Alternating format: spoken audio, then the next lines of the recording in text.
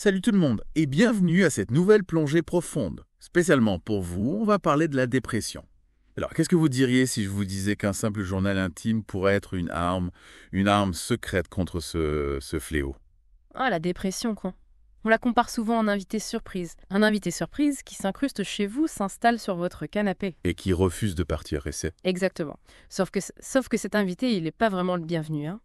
Et il a tendance à saper le moral, l'énergie. Alors, heureusement, il existe des moyens de le mettre à la porte. Et c'est là que mon programme antidépression entre en scène.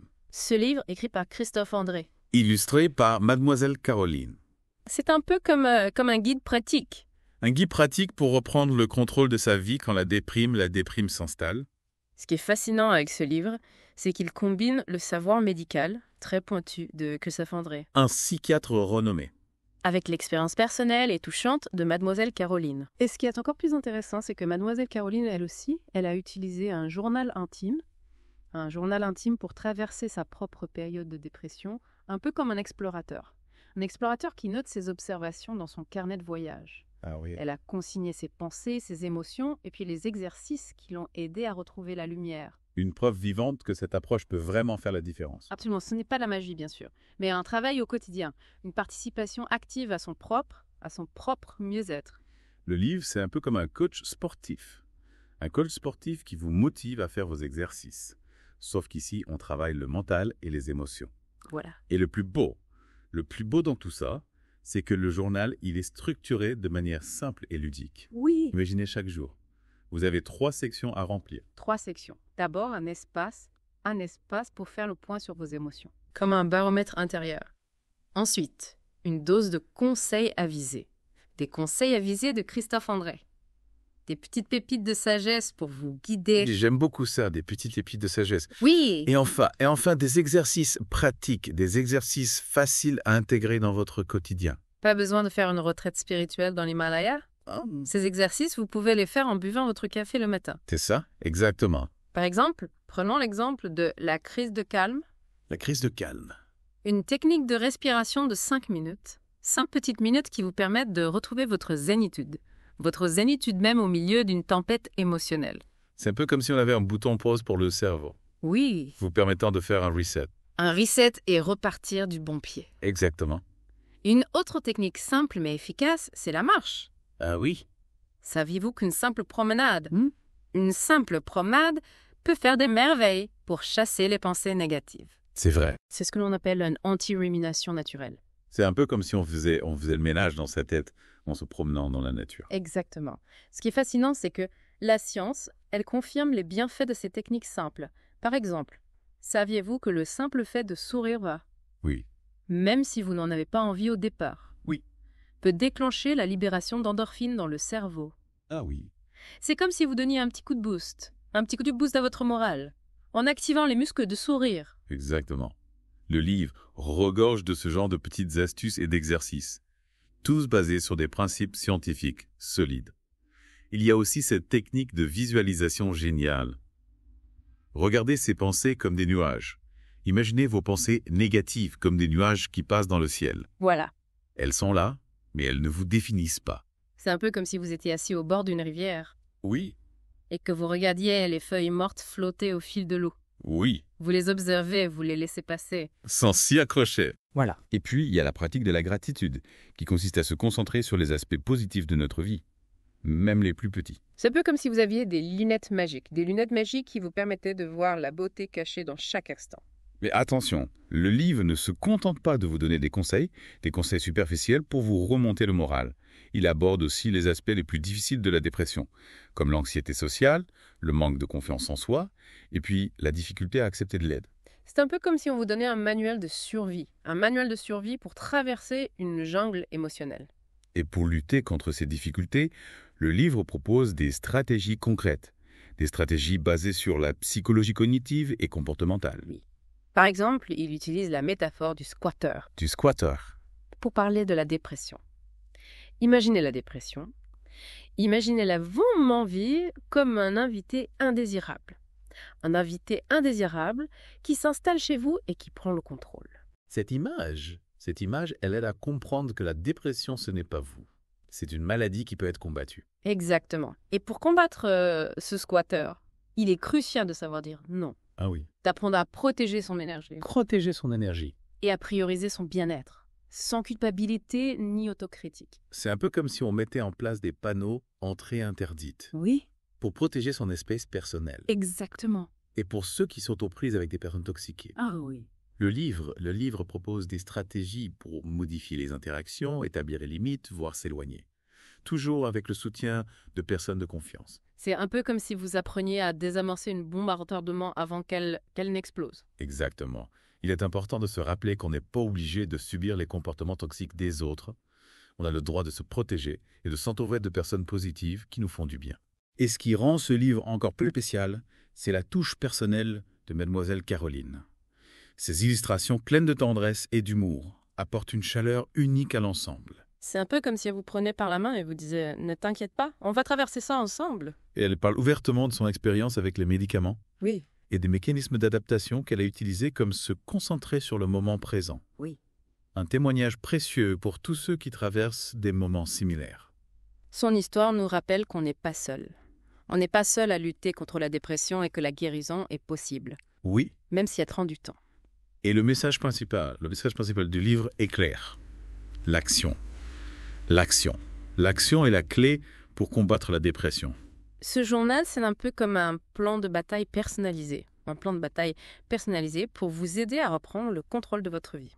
C'est comme si vous aviez une carte, une boussole pour naviguer dans un territoire inconnu. Alors, prêt à partir à l'aventure, aidé?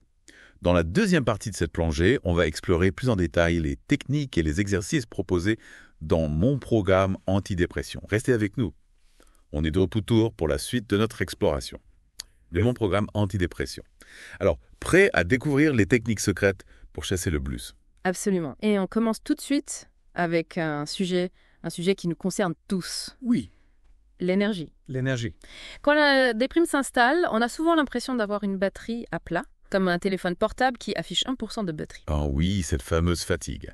Cette fameuse fatigue qui nous cloue au lit et qui nous donne envie d'hiberner jusqu'au printemps. Exactement. Le livre explique que cette fatigue est en partie due à la façon dont notre cerveau fonctionne pendant une dépression. C'est un peu comme si notre disque dur, il était saturé Saturé. par des pensées négatives, des ruminations, des inquiétudes.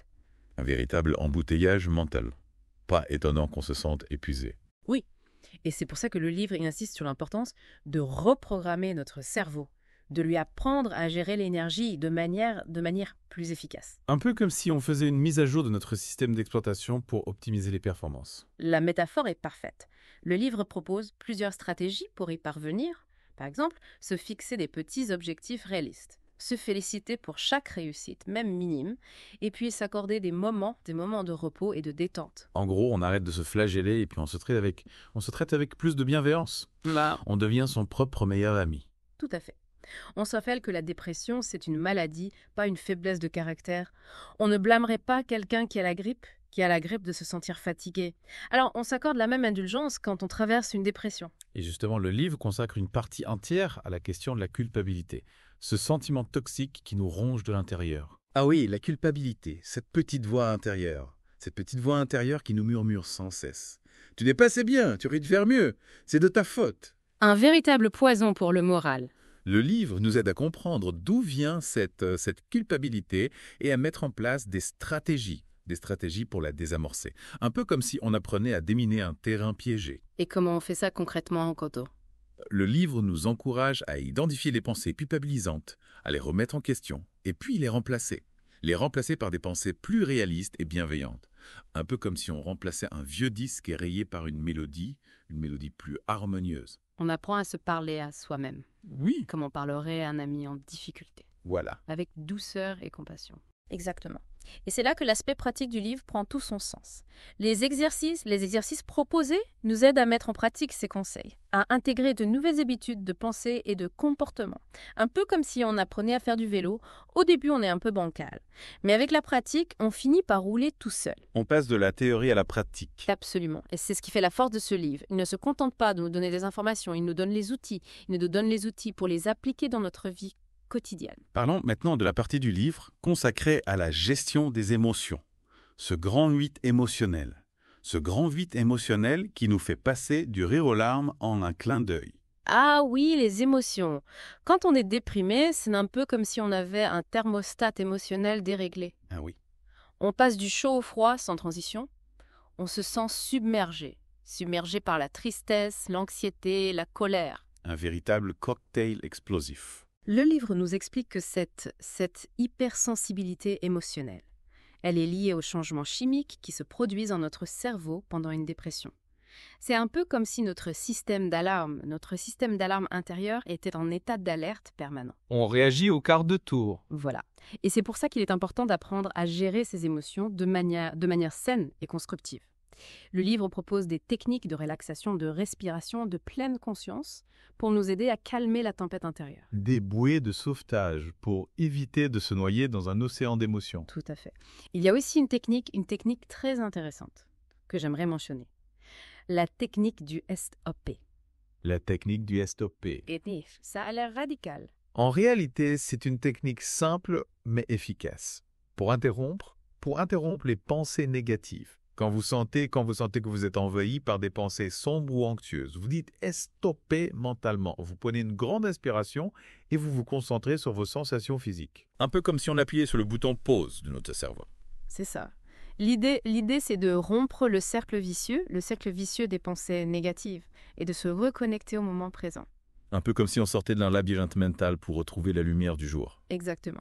Est-ce que ça marche vraiment? De nombreuses études ont montré l'efficacité de cette technique.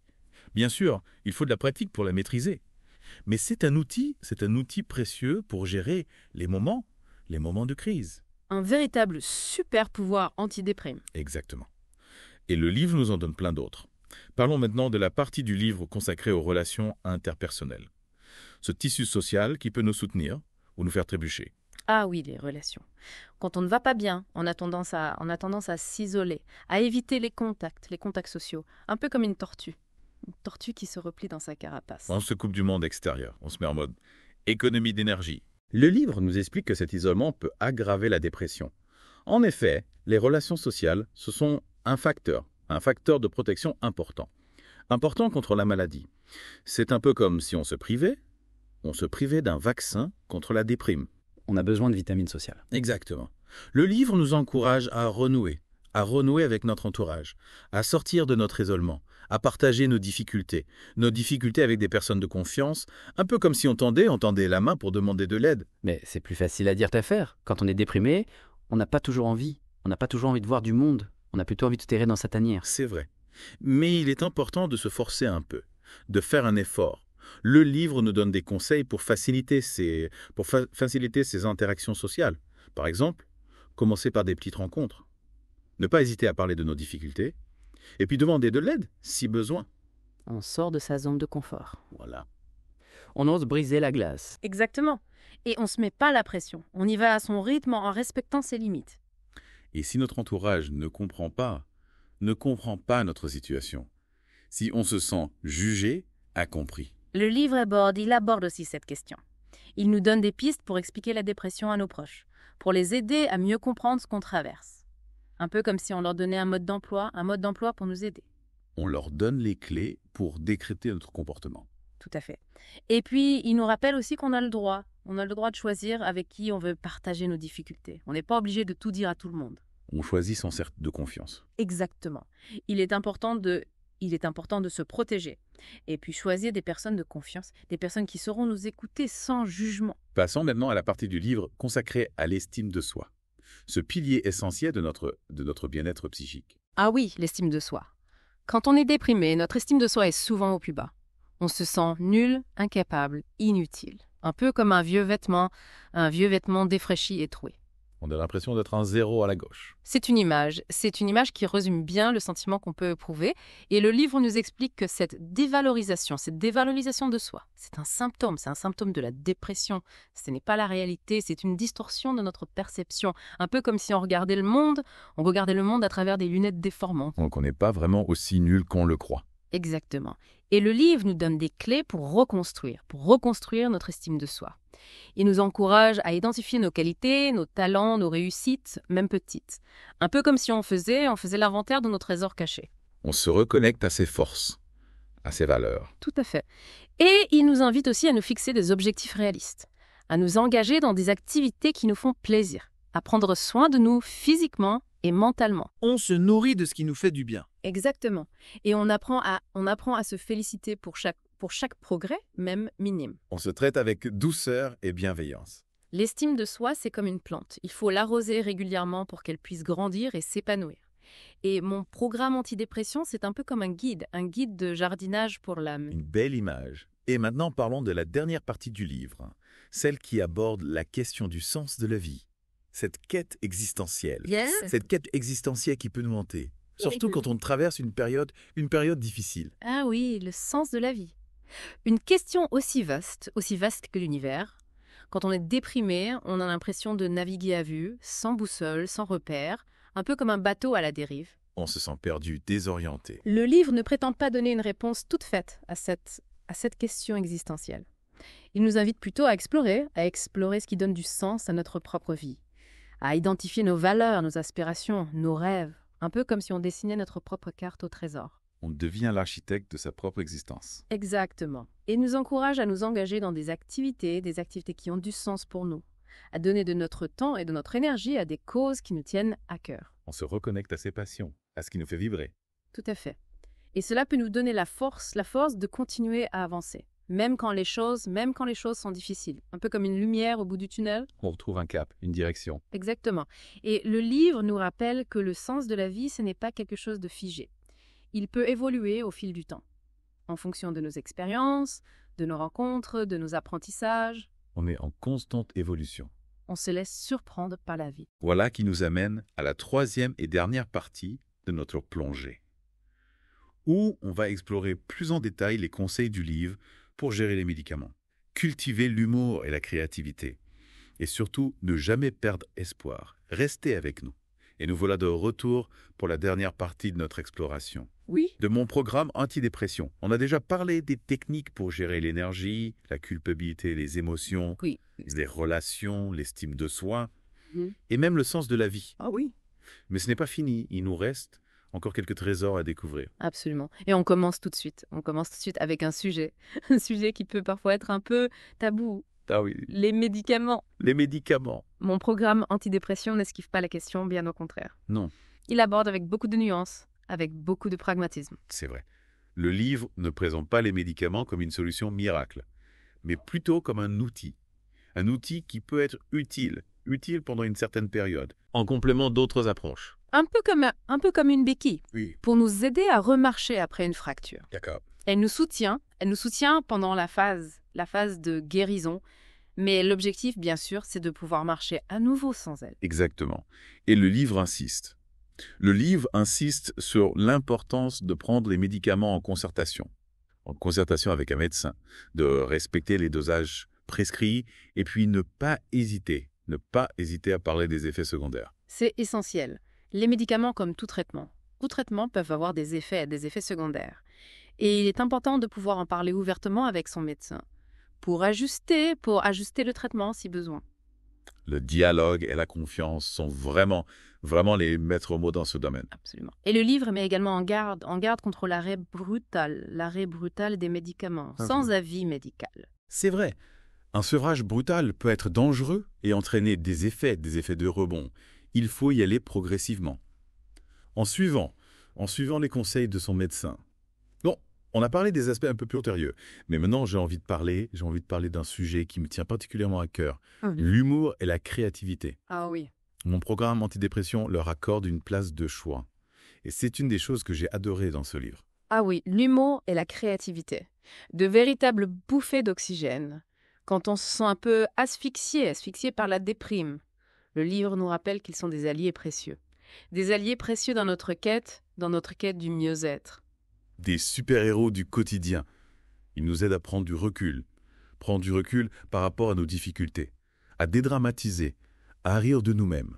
C'est tellement important de pouvoir rire de soi, de ne pas se prendre trop sérieux. L'humour, c'est un peu comme une soupape de sécurité, une soupape qui nous permet d'évacuer la pression. Et la créativité, elle nous permet d'exprimer nos émotions, de trouver de nouvelles sources de plaisir, de se reconnecter à notre enfant intérieur. C'est un peu comme si on se donnait la permission de jouer, de s'amuser, de laisser libre cours à notre imagination. On retrouve le plaisir de créer, de bricoler, de dessiner, de chanter, de danser.